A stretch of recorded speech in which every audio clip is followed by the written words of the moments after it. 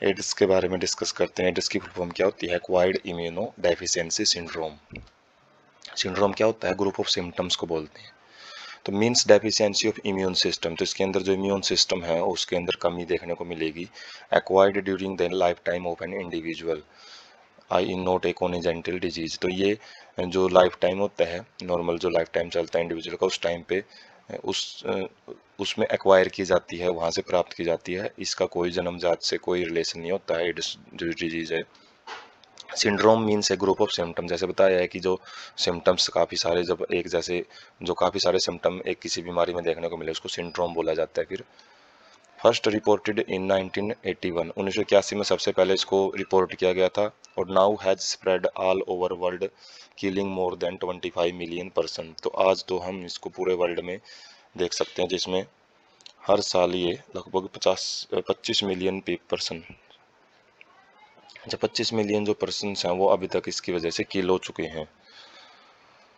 Caused by immunodeficiency virus, HIV virus होता है, उसकी वजह से फैलती है बीमारी। ए member of retro virus which have an envelope enclosing RNA genome.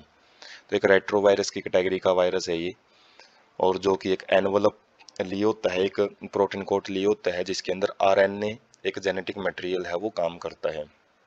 Not spread by touch और फिजिकल कॉन्टैक्ट, ये किसी भी जो टच वगैरह करने से या फिर फिजिकल कॉन्टैक्ट से नहीं फैलती, ये किसी से बॉडी फ्लूइड हैं जो उनसे फैलती है। इनक्यूबेशन पीरियड क्या होता है इसका? इनक्यूबेशन पीरियड क्या होता है? वैसे जो इन्फेक्शन, एक बार स्टार्टिंग इन्फेक्शन होता है और उससे जो सिम्टम्स हैं अराइज होने में जितना टाइम लग जाता है उसको इनक्यूबेशन पीरियड बोलते हैं। तो time lag between infection and appearance of AIDS symptom, तो ये टाइम लैग मतलब वो टाइम इंटरवल होता है जब इन्फेक्शन से लेके जो एड्स के सिम्टम्स हैं वो अपीयर होते हैं शरीर में। तो ये कितना हो सकता है? कुछ मंथ से लेके कुछ सालों तक भी चला जाता है, यूजुअली 5 to 10 ईयर्स। तो इसका यही प्रॉब्लम होता है कि इंक्यूबेशन पीरियड इतना ज़्यादा होने की वजह से जब तब सिम्टम इसके राइज होते हैं तब तक तो शरीर का जो मैक्सिमम पोर्शन है वो इनके कंट्रोल में आ जाता है, वायरस के कंट्रोल में, जिसकी वजह से जो इसका जो ट्रीटमेंट है वो भी मुश्किल हो जाता है। ट्रांसमिशन एंड इफेक्टेड पीपल, तो कैसे फैलती है ये और कौन से लोग ज़्यादा हैं वो इफेक्ट होते हैं इनसे? तो transmission occurs by sexual contact with infectious person, जो इंटरकोर्स वगैरह होते हैं, कॉपुलेशन होते हैं इन्फेक्टेड पर्सन के साथ किए जाएं तो उससे फैलते हैं। By transfusion of contaminated blood और ब्लड प्रोडक्ट, यदि कंटामिनेटेड किसी पर्सन को ये डिजीज है तो यदि उसका ब्लड किसी पर्सन को यदि ट्रांसफ्यूज किया जाए, उसको चढ़ाया जाए तो उससे बीमारी हो सकती है। कुछ ब्लड प्रोडक्ट हैं उनसे भी बीमारी फैल सकती है। By sharing infected needles as in case of intravenous drug abuser, तो जो ड्रग यूज करते हैं, नशे वगैरह करते हैं, तो वो जैसे इंजेक्शन वगैरह के रूप में जो ड्रग्स लेते हैं तो उनकी जो नीडल्स वगैरह होती हैं वो चेंज नहीं करते, जिसकी वजह से वो इन्फेक्टेड नीडल हैं उनकी शेयरिंग से भी वो डिजीज है वो फैल सकती है। From infected mother to her child through placenta, placenta के जरिए मदर से बच्चे में भी आ सकती है डिजीज। और जो लोग हैं जो हाई रिस्क पे हैं, ज़्यादा जिनको होने के चांसेस होते हैं बीमारी, उनमें कौन आ जाते हैं? Who have multiple sexual partner, जिनके जो सेक्सुअल पार्टनर है वो ज़्यादा होते हैं। Drug addicts who take drugs intravenously, जो नशे के जो शिकार लोग होते हैं, जो इंट्रावेनसली इंजेक्शन वगैरह के रूप में जो दवाइयाँ जो ड्रग्स लेते हैं वो ज़्यादा इन्फेक्टेड हो सकते हैं। Individual who require repeated blood fusion transfusion, जो लगातार ब्लड वगैरह आप चढ़वाता रहता है उनको भी चांसेस रहते हैं डिजीज के। Children born to an HIV infected mother, वही बात है, प्लेसेंटा से ये बीमारी फैल सकती है, बच्चे में भी आ सकती है। तो HIV यदि किसी मदर को है तो उससे बच्चों में भी वो डिजीज आ सकती है। उसके बाद मैकेनिज्म ऑफ इन्फेक्शन, किस तरीके से जो इन्फेक्शन करता है ये रेट्रो वायरस, HIV वायरस, वो हम देखेंगे। जैसे ही ये शरीर में एंटर करता है, getting into the body, virus enter into macrophages, जो स्पेशल टाइप की सेल्स होती हैं उनमें ये एंटर कर जाता है। जो RNA जीनोम है वायरस का वो रेप्लिकेट वो कॉपी करेगा, वहाँ पे जाके अपनी कॉपी बढ़ाएगा और to form viral DNA with help of enzyme reverse transcriptase, तो वो वायरल DNA है वो बनाता है, मतलब RNA से DNA बनेगा यहाँ पे, वैसे तो DNA से RNA बनता है, उसको ट्रांसक्रिप्शन बोलते हैं, जो हमने पढ़े पिछले चैप्टर्स में। लेकिन यहाँ पे उल्टी प्रोसेस होगी, इसके लिए इसको रिवर्स ट्रांसक्रिप्शन बोला जाता है, और ये एक एंजाइम के द्वारा की जाती है जिसको रिवर्स ट्रांसक्रिप्टेज बोला जाएगा। क्योंकि यदि कॉपी करवानी है किससे, होस्ट ऑर्गेनिज्म से, तो उसको उसका तो डीएनए है वो आरएनए में कॉपी नहीं होएगा, तो पहले डीएनए बनाएंगे, और जो डीएनए है वायरल डीएनए वो फिर होस्ट सेल के डीएनए के साथ मिलाया जाता है, इनकॉर्पोरेट किया जाता है उसको, और डायरेक्ट इन्फेक्टेड सेल, अब जिन भी सेल को इन्फेक्ट करेगा उनको ये एक्शन, उनको ये ज़्यादा से ज़्यादा जो वायरल पार्टिकल्स है उनको बनाने के लिए कहेगा, मतलब कि जो मशीनरी उसको टेक ओवर कर लेता है। Macrophages continue to produce virus and act like HIV factory, जो मैक्रोफेजेज है वो ज़्यादा से ज़्यादा वायरस है वो प्रोड्यूस करती रहेगी और वो एक एचआईवी फैक्ट्री का काम करेगी। HIV enters into helper T lymphocyte TH and replicates and produce progeny virus, तो जो एचआईवी है फिर उसके बाद ज़्यादा मल्टीप्लिकेशन करने के बाद अपनी जो संख्या है वो टी लिम्फोसाइट में बढ़ाएंगे और ज़्यादा संख्या में वो बनते रहेंगे। जो प्रोजेनी वायरस हैं, छोटे वायरस जो बने हैं वो फिर ब्लड के अंदर आ जाते हैं, और जिसकी वजह से अदर जो हेल्पर टी सेल हैं, टी लिम्फोसाइट्स हैं, उनको ये डैमेज करना, उनको अटैक करना शुरू कर देते हैं। और इसी रिपीटेशन की वजह से जो progressive leading to a progressive decrease in number of helper T cell, जिसकी वजह से जो हेल्पर टी सेल है जो इम्यून सिस्टम में बहुत बड़ा रोल प्ले करती है, उनकी संख्या कम होती रहेगी और उससे जो इम्यून सिस्टम है वो भी कमज़ोर पड़ जाता है। तो उसके बाद हम डायग्राम से समझते हैं, जैसे एचआईवी वायरोन है, एक बार ये जब शरीर में एंटर करेगा तो जो न्यूक्लियो कैप्सिड, मतलब जो प्रोटीन के द्वारा कवर होता है, जिसका जो जीनोमिक आरएनए है, वो जीनोमिक आरएनए रिवर्स ट्रांसक्रिप्शन से डीएनए बनाएगा, डीएनए को फिर इंटरग्रेज के द्वारा जो न्यूक्लियस है वहाँ पे लेके जाया जाएगा। न्यूक्लियस में क्या है, जो इनकॉर्पोरेशन करवाई जाएगी।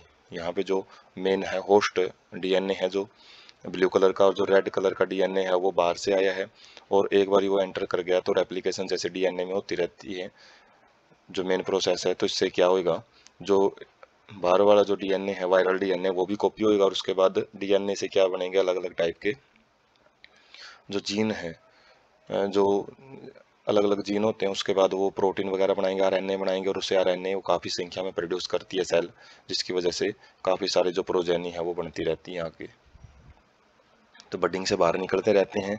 तो मैक्रोफेजेज से इस प्रकार से जो इनकी कॉपी है वो बनती रहती हैं। तो ये टेक ओवर कर लेता है सेल मशीनरी को, अपने तरीके से काम करवाता है फिर उससे। उसके बाद हम एक वीडियो टाइप फॉर्मेट से समझ सकते हैं, जैसे ये वायरस सेल के अंदर एंटर करता है तो इसका जो मटेरियल है वो जो आरएनए है, जो जीनोम है, वो सेल के अंदर आएगा।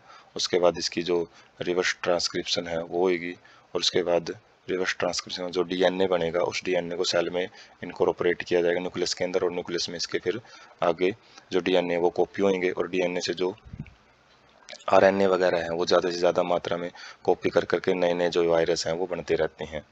तो एचआईवी वायरस किस प्रकार से मल्टीप्लाई करते हैं वो हम यहाँ से समझ सकते हैं।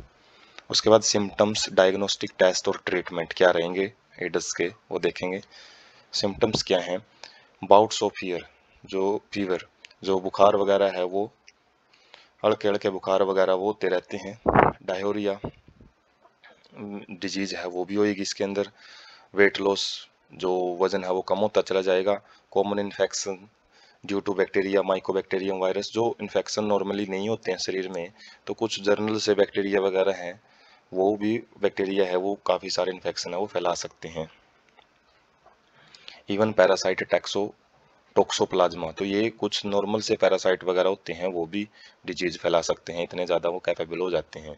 पेशेंट बिकम इम्यूनो डेफिशिएंट, मतलब जो उसकी रोग प्रतिरोधक क्षमता वो कम पड़ जाती है, जिसकी वजह से वो अपने आप को इन छोटे छोटे इन्फेक्शन से भी नहीं बचा पाता।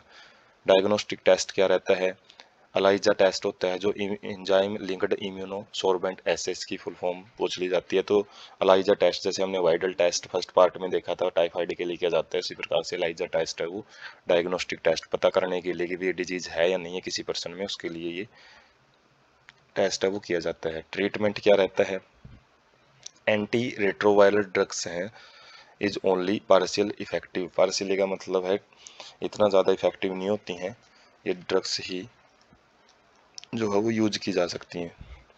Prolong the life of the patient but can not prevent death, तो ये लंबे टाइम तक यूज करनी पड़ती हैं, लेकिन जो डेथ है वो तो इमोर्टल है कोई इंसान, वो तो एक आएगी, लेकिन उससे प्री नेचुरल डेथ देखने को मिलेगी। उसके बाद है प्रिवेंशन ऑफ एड्स, कैसे बचाव किया जा सकता है। एड्स का कोई क्योर नहीं है, इसलिए prevention in better than cure. तो हम जैसे कहावत भी पढ़ते हैं, प्रिवेंशन से ही, कई बार प्रिवेंशन यदि बचाव करते हैं बीमारी का तो वही क्योर से बेटर है। Making blood from blood bank safe from HIV, तो जो ब्लड होता है ब्लड बैंक से ले रहे हैं तो उस टाइम पे टेस्ट वगैरह जरूर किए जाने चाहिए उनके, क्योंकि जो ब्लड डोनेशन वगैरह होता है उस टाइम पे एक बारी वैसे ही ब्लड ले लिया जाता है, उसका इतनी ज़्यादा कई बारी चांसेस रहते हैं, केयरिंग नहीं की जाती कि HIV इन्फेक्टेड है नहीं, टेस्ट वगैरह नहीं किए जाते। तो जिस टाइम ट्रांसफ्यूजन किया जाता है उस टाइम टेस्ट जरूर किए जाने चाहिए। Use of only disposable needle, जो नीडल वगैरह होती हैं जो डॉक्टर यूज करते हैं, सिरिंज वगैरह जो होते हैं इंजेक्शन वगैरह, तो उनके प्राइवेट हॉस्पिटल में क्लिनिक्स में इनको डिस्पोजेबल का मतलब है एक सिंगल टाइम यूज वाले होने चाहिए, ये एक बार यूज होते हैं इनको फेंक देना चाहिए। फ्री डिस्ट्रीब्यूशन ऑफ कंडोम्स, जो कि जो ज़्यादा रिस्क ग्रुप होते हैं, जो कपल्स वगैरह होते हैं, तो उनको ये भी इम्पोर्टेंट रोल प्ले करता है एड्स से बचाने में। कंट्रोलिंग ड्रग एब्यूज, जो ड्रग्स वगैरह है ज़्यादा यूज की जाती हैं, नशे वगैरह यूज किए जाते हैं, उनको भी कंट्रोल करके एड्स से प्रिवेंट कर सकते हैं। एडवोकेटिंग सेफ सेक्स, जो सेक्स वगैरह है वो बैरियर्स वगैरह की मदद से जो यूज किए जा सकते हैं तो वो अप्लाई किए जाने चाहिए। Promoting regular checkup for HIV in suspectable population, जिन लोगों को इनके चांसेस हैं, थोड़े बहुत सिम्टम्स वगैरह है वो दिख रहे हैं, तो उनको उनके अंदर जो HIV जो चेकअप हैं वो किए जाने चाहिए, रेगुलर चेकअप किए जाने चाहिए। Infection in blood transfusion patient newborn from whether must take place due to proper monitoring, तो इन्फेक्शंस हैं ब्लड ट्रांसफ्यूजन के टाइम पे और जो न्यूबॉर्न होते हैं मदर से, तो उस टाइम पे भी उनके जो टेस्ट हैं वो किए जाने चाहिए। उसके बाद है रोल ऑफ सोसाइटी, सोसाइटी का क्या कुछ रोल होता है। जो नेको एक ऑर्गेनाइजेशन है जो कि काम कर रही है, तो वो क्या कुछ अपना रोल प्ले कर रही हैं, जैसे national AIDS control organization NACO and other non governmental agency, जो NGO हैं वो अपना बहुत ज़्यादा काम कर रही हैं, क्या करने के लिए, लोगों को एजुकेट करने में, किसके बारे में, एड्स के बारे में। हु has started a number of programs to prevent spreading of HIV infection, तो वर्ल्ड हेल्थ ऑर्गेनाइजेशन है उसने भी काफ़ी प्रोग्राम्स हैं उनको स्टार्ट किए हैं ताकि जो एड्स है उससे बचाया जा सके। Infection should not be hidden because infections may spread to many more people, तो इन्फेक्शंस को हम छुपा के नहीं रखना चाहिए, जैसे इन्फेक्शन यदि किसी के है, क्योंकि वो इन्फेक्शन किसी और पर्सन को भी फैल सकता है। HIV AIDS infected people need help, तो जो जिन लोगों को बीमारी हो जाती है उनको मदद वगैरह वो की जानी चाहिए, उनको प्रति सिंपैथी वगैरह सहानुभूति वगैरह रखनी चाहिए, किसकी बजाय कि उनको सून्ड बाय सोसाइटी से बेदखल करने की बजाय उनकी मदद की जानी चाहिए। Unless society recognize it as a problem to be dealt with in its collective manner, तो society recognize it as a problem to be dealt with in collective manner, तो जो सोसाइटी है उसको सबके मिले जुले प्रयासों से इस बीमारी को है वो निपटाने में मदद करनी चाहिए, जिस भी पर्सन की इंडिविजुअल्स की मदद की जाए।